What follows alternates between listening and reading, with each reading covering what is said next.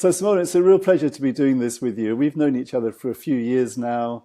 I know you've studied a lot of sound healing work before joining our course, which I think was a tuning fork course initially, wasn't it? Yeah, That was what yeah, we it did. was. Yeah. And Yes.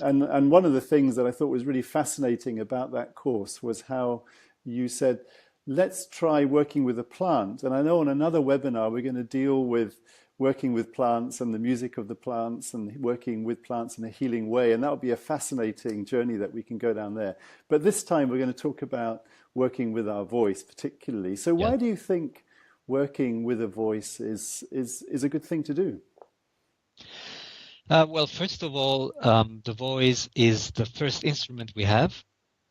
And so when it comes to either making music or sound healing itself, the voice is there. We don't need anything else. So we are born with a musical instrument and it's here and it's the most powerful because it's organic. It comes from within us. Mm. And the voice is the most intimate expression of ourselves, of our soul.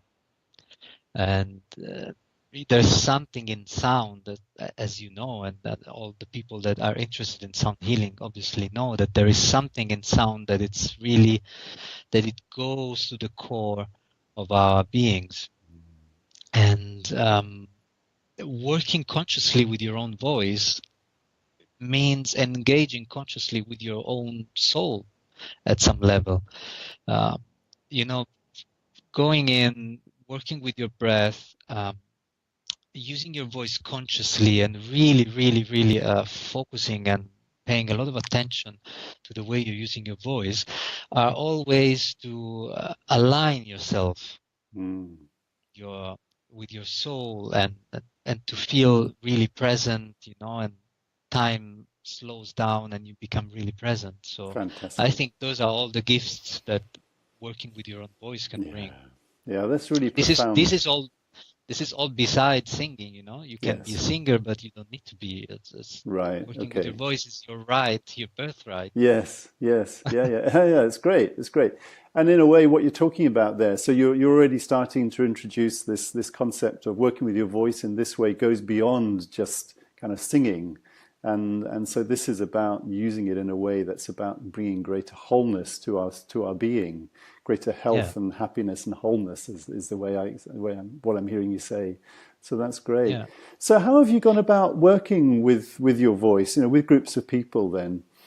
I know you're in New Zealand now, but you used to live in Berlin, right? Yeah. And also I think you're from Italy, so you've been I'm around in from Europe yeah, and doing yeah, different yeah. things in different places. But how have you worked with your voice then in groups, and what do you call it? When you do this?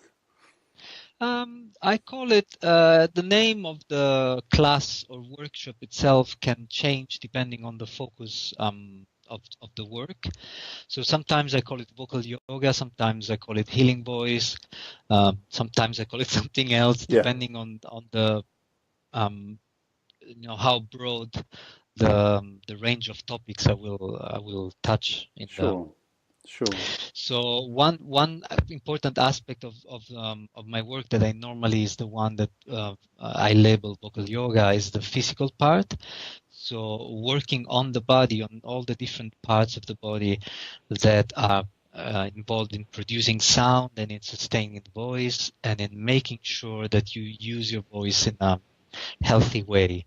When I Great. say healthy, it means that you can use your voice over longer periods of time and maybe even try and do it powerfully if you need it. This is Yeah, sometimes really good for singers or even for teachers. People sure. really have to use their voice a lot. Yeah, without Uh, straining and causing a exactly, problem. without Yeah, straining and having that funny feeling in the vocal cords after 10 minutes, yeah, that it starts, and then you have to cough and things like that. yeah, yeah. So that's really learning the physiology of the voice and Mm. how engage the whole body to sustain the voice. And another side of my work is pure energy work. So it's obviously they are completely intertwined, these two aspects. Yeah, But the yeah. more the healing voice, the energy work is um, how to use your voice in a way that will shift energies in yourself. So working with the spine, working with the chakras, the flow of energy in the spine, the space around the body, perceiving and changing the vibration of your energy space, and obviously they go together, because the more clear and round and present your voice become, the more it will become energetically effective. Excellent. Great. Wow. That's fantastic. Yeah. So you've got these two parts, more the physiology of it as well as the energetics. And sometimes you focus a bit more on one or on the other, or a combination. Yeah. Great. Yeah, exactly. Fantastic. So Exactly. what would be the typical kind of setting? You've talked about sort of workshops and classes and things like that, but how do you do this? Where do you offer this approach? Well, as you know, because we've been talking to each other for some time now, and I do travel a lot, and I tend to move around a lot. So whenever I spend a significant amount of time in one place, I like to offer classes, and sometimes they can be weekly classes or bi-weekly.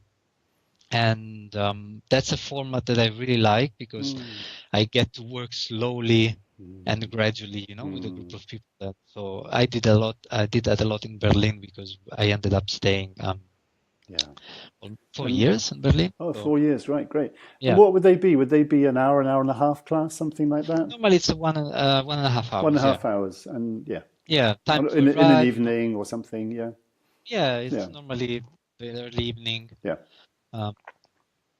And then would you do that over a there. program? Like you would have, let's do like a 10-week program, or is it just ongoing weekly, a bit like a yoga class? Ongoing, and building step by step. Great. So we start working. First, I introduce the body of work, and then we start focusing on certain areas. Let's say one class is more on the pelvic diaphragm. The next class could be more on the thoracic diaphragm, or on the vocal cords, and then we slowly start putting all this together. Because those exercises can be quite complex, so it's good to focus on one at a time. Great. And then you start them together. You start, and then you see how they work together. Like, it's beautiful how to see how the pelvic diaphragm and the upper diaphragm, they work together in inhalation and exhalation. And it becomes a whole process. And it's when it happens gradually, people also find it really easier to integrate. Excellent. Yeah. Excellent. And great. Otherwise, when I travel, I normally get invited festivals. So it could be yoga festivals, or any kind of holistic festivals that normally have workshop areas. Great. I've been coming on in New Zealand and early next year. Excellent. Yeah. And so what's that? Is that how long do you have generally in a festival? Normally you don't get more than 2 hours, and normally it's more like 1.5 as well. Which is a bit more tricky, because it's not a class that then it's going to be repeated. It's one off. So I normally tune into the festival just a couple of days before, and intuitively choose a topic that great. I think it will work for that setting. And I know that you're a musician and singer in your own right. So when in a festival occasion, do you get an opportunity to do more than that sometimes? I often try to do that. To get on stage and sing. But that's something I love, because I also do. I also host kirtan events. I wondered. So, great. So sometimes in festivals it can happen that I lead a kirtan. I wondered. Sure. Whenever I have a chance, I also actually like to perform.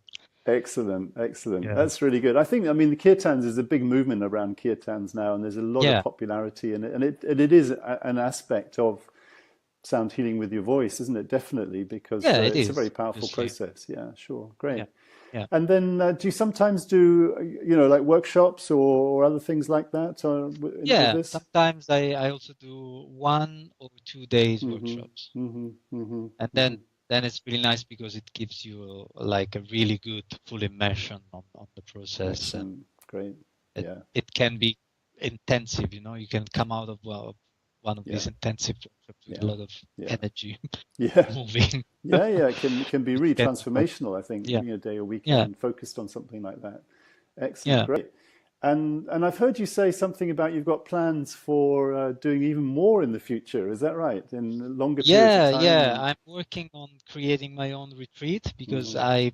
I had this vision for a long time, and now it's coming Yeah, closer and closer to be ripe and great, ready. great. Because I believe that, having the right amount of time, first of all, being in a retreat without distractions, Mm, mm, and having the right amount of time, let's say a whole week or mm, something like that, it really allows to explore all the different aspects of sound, yes, and can be quite, I absolutely. can really imagine being really beautiful and transformative. Yeah, of course. No, it would be. It would be. I'm sure you'd be Yeah. an excellent facilitator of that. So I'm sure you've had many wonderful experiences, both one-to-one, working with voice and other instruments in your private practice, and then also in the groups in this way. I'm sure there's been some wonderful kind of healings and transformations for people. Can you give us an example of something that has happened in? Yeah, when you work with groups, obviously, the group itself become a whole process, and Yeah. you see various kinds of reactions. You see some people going into some really deep Hmm. states, and coming out of I normally close my workshops with a group toning where I guide Okay. people in very specific ways. It's not just like humming together or Yeah. just an om. I do guide people into exploring the physicality of sound in particular ways, and after, it can last between 10 minutes and 15, even 20 sometimes. Great. And What kind of qualities are uh, you exploring there when you're talking about the physicality? well, it's like really trying to touch the sound, Mm. like when you're close to a person, and you, for example, this is a demonstration that I often do in these Oh, workshops. okay. I ask someone to hold a note, Yeah. and then I match the same note. I sit close to this person, I match the same note, and I ask this person to stay there on that note, and Yeah. then I start going Yeah. down and up, but really, really Yeah. um, Microtones. microtones, exactly. Yeah. And you start hearing these beats Yeah. in between the two sounds, Yeah. Yeah. and the person, that they really feel it physically. And I said that's the kind of physicality that I want people to explore, because Yeah. for example, when we speak about harmony in music, Hmm. there is a physical reality behind what we call harmonious or consonant Yes. um, intervals or chords, Sure. and what we call dissonant. It's often the way these beats, they're called beats actually in Yeah. music. Yeah. It's the way the overtones of all the sounds produced, they interact with each other. Hmm. And if a lot of these overtones coincide, then you have less beat and more consonant sound. Yeah. So I really invite, I don't make it so complicated when I explain it to Yeah. people, Yeah. but I just invite them to really feel how their voice touches the voice of the other people, Great. and what kind of vibration is creating the space. And Mm. I really Mm. invite them to explore that, so to move Mm. up and down, Mm. their Mm. pitch, the Mm. intensity of the voice. Fantastic. And it can be really, really powerful. Yeah. Yeah. And So there was one somebody, thing yeah. one thing that I feel like sharing, because normally I get very intense feedbacks in my sound healing practice, Mm. Mm. but when I do work with voice, it's normally more subtle. But for example, in Berlin, there was a woman that came regularly to my classes, and I found out after a while talking to her that she had some problem with depression, and so she has been working with psychotherapists on that for a Yeah. long time.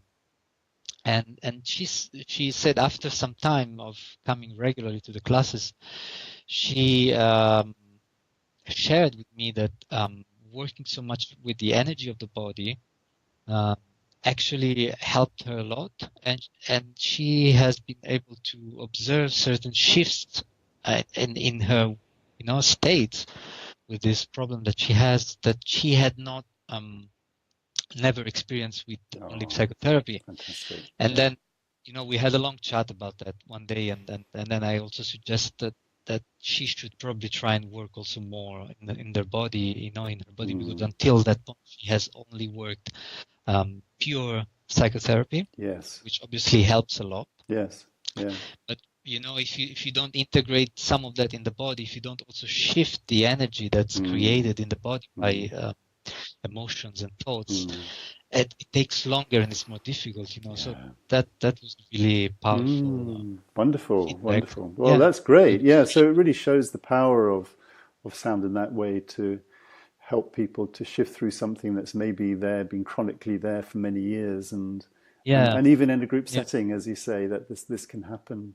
And I mean, it's been in my experience with groups and working with voice that it can be really powerful because there can be a big release that happens. Somehow, sometimes people, when they're doing it on their own, with their own voice, even, in an assisted kind of space, one-on-one, there can be a lot of holding back still. But in a group, sometimes it's easier for people to have to release energetically through their voice and physically. And then big shifts, emotional shifts can happen, and you can have all kinds of emotional reactions occurring. And we are wired for that, it's in our system. Yes. To be in groups, to make music in groups, to dance in groups, and to sing. That's just who we are. It's the essence of who we are, as you said at the beginning. So it's exactly. an honoring of that, and it's an empowering process. So Simone, it's fantastic that you've shared this with us, and I think it's been really inspirational to hear you talking about the kinds of work you've done and some of the effects that have happened. And I'm sure there'll be lots of questions and comments about this that we can take in just a minute or at the end. So thank you for that. And thank you. I'm really grateful for your time, and thank you just now. Well, thank you. It's been a pleasure for me.